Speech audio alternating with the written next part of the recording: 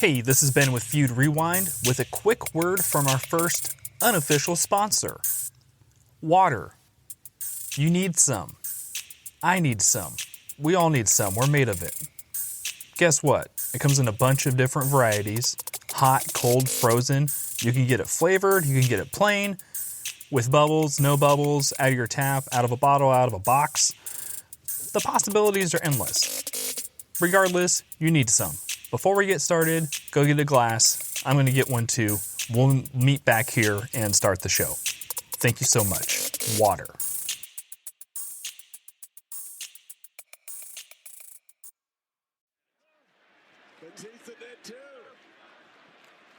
April 6, 2014. Wrestlemania 30 is roaring out of the Mercedez-Benz Superdome in New Orleans. The fans have witnessed Daniel Bryan, one of the most atypical WWE superstars on the roster at the moment, win the opening match on the card to be added to the main event for the WWE World Heavyweight Championship. Bryan has been battling Batista and reigning champion Randy Orton for over 20 minutes with the full and overwhelming support of the WWE Universe. How did we get here? Yes. We gotta roll this back with a rewind.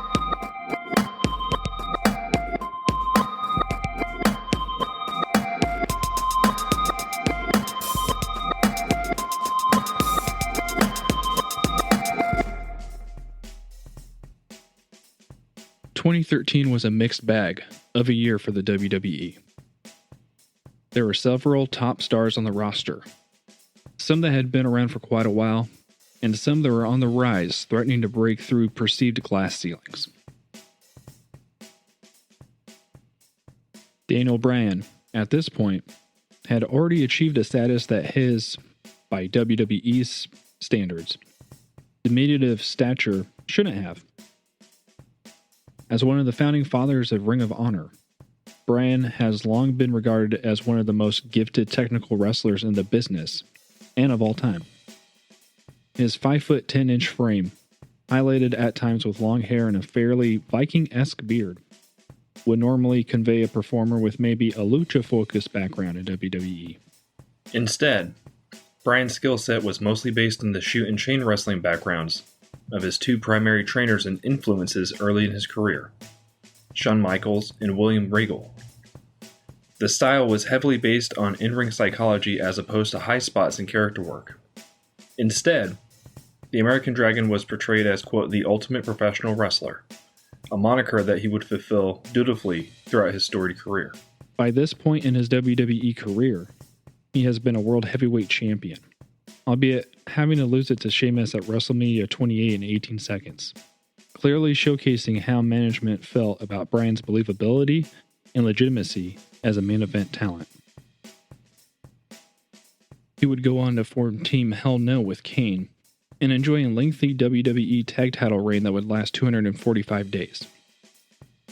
Following the loss, Bryan would become obsessed about proving to management, the fans, and possibly himself that he was not the weak link in his previous tag team.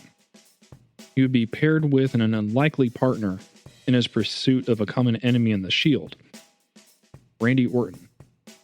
Randy Orton is a third-generation wrestler, and his story has been well told. He came up through WWE's developmental system via OVW to become the youngest wrestler ever to win the WWE World Heavyweight Championship at the age of 24. He's been known as the Legend Killer, the Apex Predator, and the Viper. He's 6'5", absolutely jacked and cut, and looks every bit of the main event performer that he is. He's homegrown and systematically modified to elicit the response that management wants.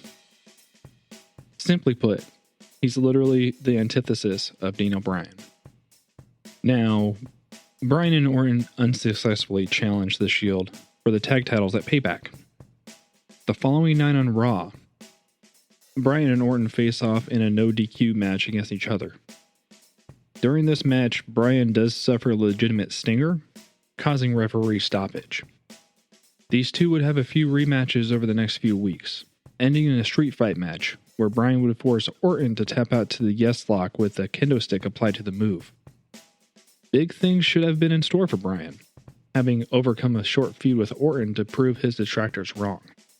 Money in the Bank takes place on July 14th, 2013 at the Wells Fargo Center in Philadelphia. Bryan enters into the titular event, enduring long enough to be one of the last two contestants. Curtis Axel, a non-participant in the match, and a very, very bit player in our story, interferes, causing Bryan to lose the match, and for Randy Orton to hoist the briefcase high above his head. This feud is far from over. The following night on Raw, WWE World Champion John Cena cuts a promo, hand-selecting Daniel Bryan as his opponent, much to the chagrin of Vince McMahon. Vince's son-in-law and the COO of the company, Triple H, however, was very much in vocal support of Bryan.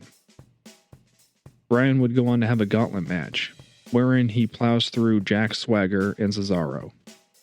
A Ryback powerbomb through a table caused a technical victory via DQ. Bryan would face Kane the following week, emerging victorious over his former tag partner. Post-match, Kane would viciously beat Bryan down. This would become an ongoing trope for our undersized hero throughout this story. Bryan, the enduring underdog that he is, does punch his ticket to SummerSlam, which takes place August 18th, 2013 from the Staples Center. For my money, this is the pay-per-view of the year for the WWE. The main event is Cena versus Bryan for the championship. This instant classic goes damn near 27 minutes and features Triple H fulfilling the role as an impartial guest referee.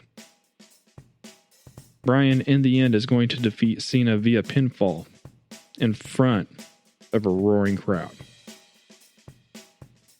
The celebration comes to an abrupt end, however, as Triple H goes from triumphantly holding Bryan's hand in the air to delivering a pedigree to Bryan, allowing Randy Orton to run down to the ring to successfully cash in his Money in the Bank contract, ending Bryan's reign mere seconds into it. The next few weeks see the new faction of the Authority, consisting of Bryan, Triple H, and Stephanie McMahon Helmsley, hammering home that Orton is the new face of the WWE, with his lineage and look and charisma playing key aspects in this decision. Part of the very fabric of the WWE. But I need to manage your expectations, Daniel, and these people don't understand business either. I mean, not everyone can be the face of the company. Bryan, meanwhile, is labeled as a B-plus player, cementing in Bryan's mind and the fans' that our plucky little hero is good, but just not good enough. Really, Daniel, you're like what, 5'8", maybe 200 pounds? And well, we can't all be supermodels. Okay, but you know, the WWE Universe, they clearly love you. And hey, I mean, you have a place here. Daniel, you might not be an A, but you are a B+.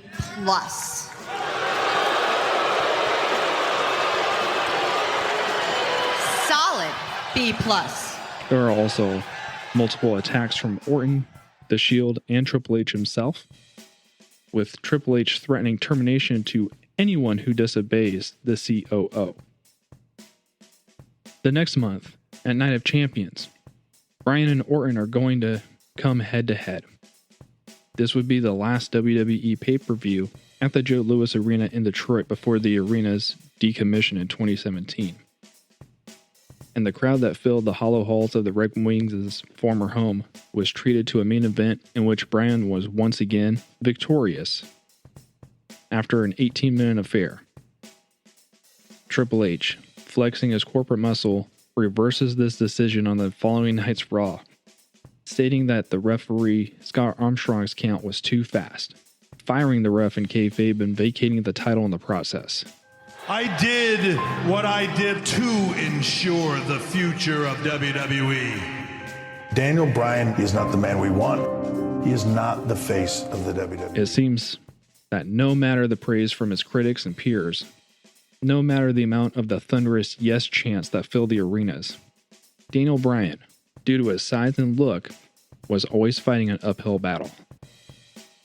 Incidentally, the Battleground pay-per-view, which would take place October 6th at the First Niagara Center in Buffalo, is where the status of the vacated title would be decided. Bryan and Orton go head-to-head for the better part of 25 minutes, only to have the Big Show interfere, knocking out both men. It should be noticed that elsewhere on the card was facing similar fates of severe overbooking. Once again, Bryan and Orton would face off for the vacated title at Hell in a Cell in Miami. The October 27th pay-per-view at the American Airlines Arena features Bryan and Orton facing off once again, now with special guest referee Shawn Michaels. Shenanigans inevitably ensue, with Shawn's BFF Triple H interfering in the match. Bryan hits Triple H with the running knee, and Michaels hits Bryan with the sweet chin music in retaliation. Orton pins Bryan and becomes world champion once again. The Authority, standing in as the personification of unfair societal norms that keep, quote, unconventional people subverted via glass ceilings, reigns supreme at the top of the WWE, while Daniel Bryan would quickly fall into a dark place. Bryan would confront Michaels on the following night's Raw, only to be attacked by the Wyatt family, who became infatuated with the pint-sized leader of the Yes Movement. Finding the unlikeliest of allies in CM Punk, Bryan would go on to face Harper and Owens from the Wyatts at Survivor Series, where Bryan and Punk would be victorious. Although the Wyatt family's pursuit of Bryan would continue post-pay-per-view. Elsewhere on the roster, Orton and the Authority would start a short feud with Big Show, with Orton defeating Show in a title match. After Survivor Series, Orton would be confronted by longtime rival John Cena, a feud that we'll have to cover in a future episode, with Cena stating that there should only be one champion, suggesting a unification. Both the Wyatt's pursuit of indoctrinating Bryan and Orton and Cena circling each other comes to a head at the TLC pay-per-view. Taking place on December 15th, 2013, from the Toyota Center in Houston, Bryan would face off in a 3-on-1 handicap match against the Wyatts, where he obviously loses. Cena, holding the heavyweight title, Orton holding the WWE title, take it to near 25 minutes, with Orton walking out with both titles and a newfound sense of narcissism. The year 2013 ends with Bryan once again going through a gauntlet-style match with the Wyatts, ultimately losing at the odds are just too much. Finally giving up and realizing that maybe everybody is just right, Bryan joins the Wyatt family, silencing the yes chants. It would seem the year 2014 would start off on a slightly more different note for the Wyatts, particularly for Bray, as him and Bryan would tag together on the January 13th edition of Raw. They would face off in a valiant yet losing effort against the Usos in a steel cage match. Post-match, while getting berated by Bray, Bryan reveals that underneath his coveralls is his Yes shirt, turning on the Wyatts and firmly cementing himself as the leader of the Yes movement and as one of the top babyfaces in the company.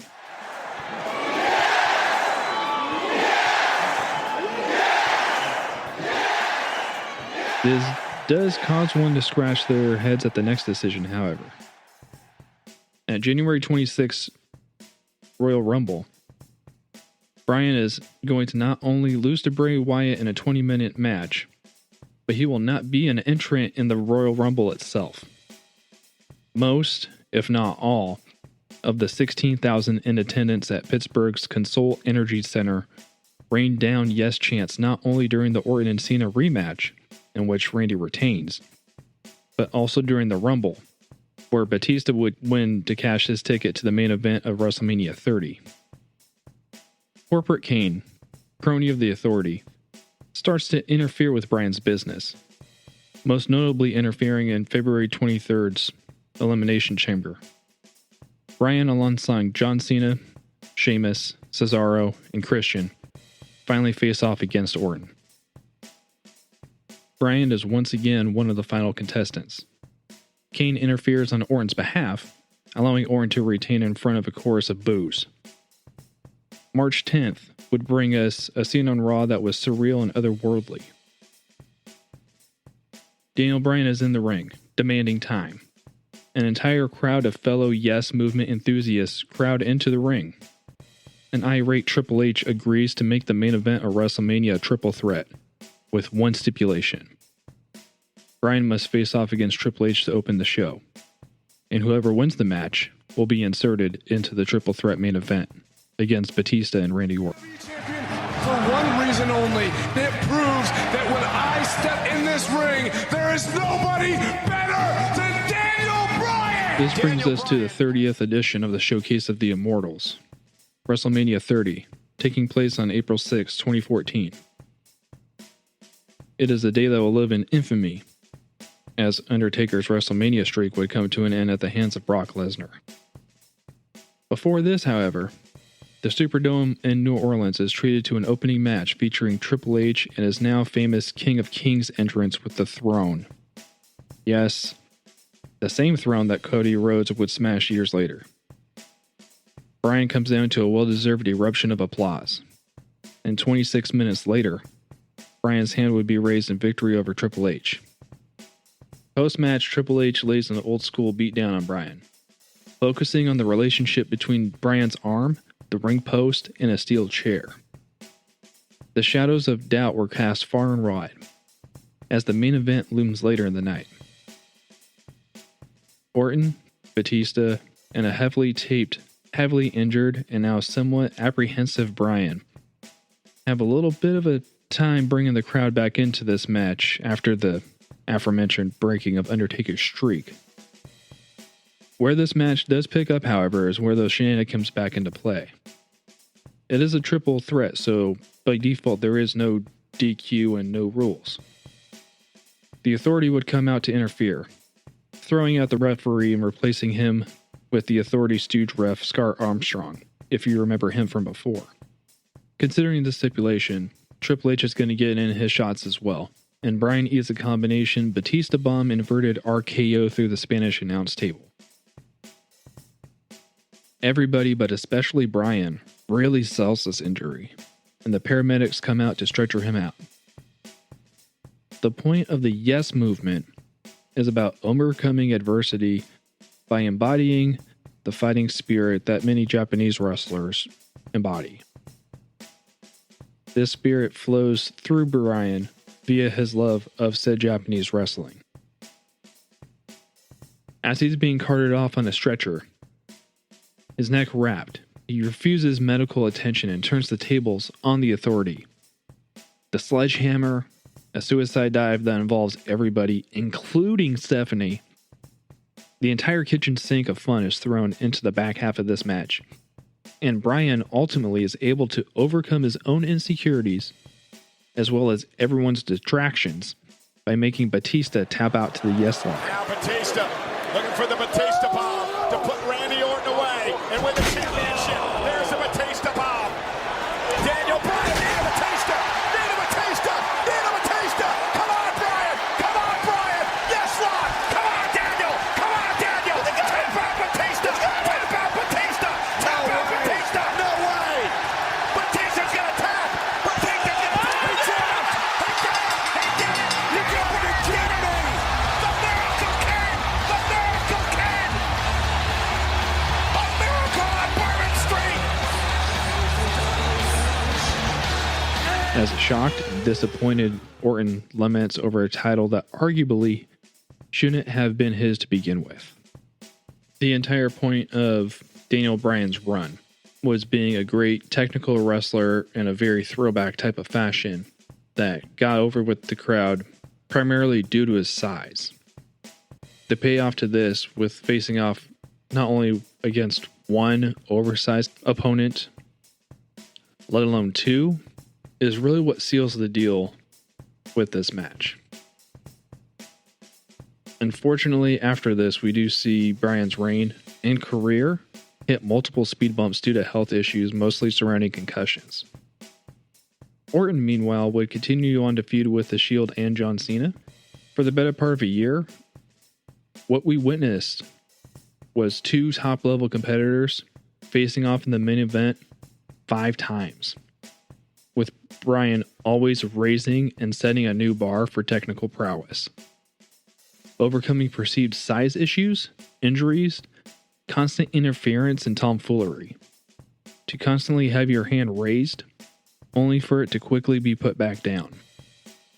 The perfect combination of mixed looks, styles, and personas, fueled by an organic connection with the crowd that's impossible to manufacture, propelled both of these performers to an S-tier legend status that cemented both of them as future Hall of Famers.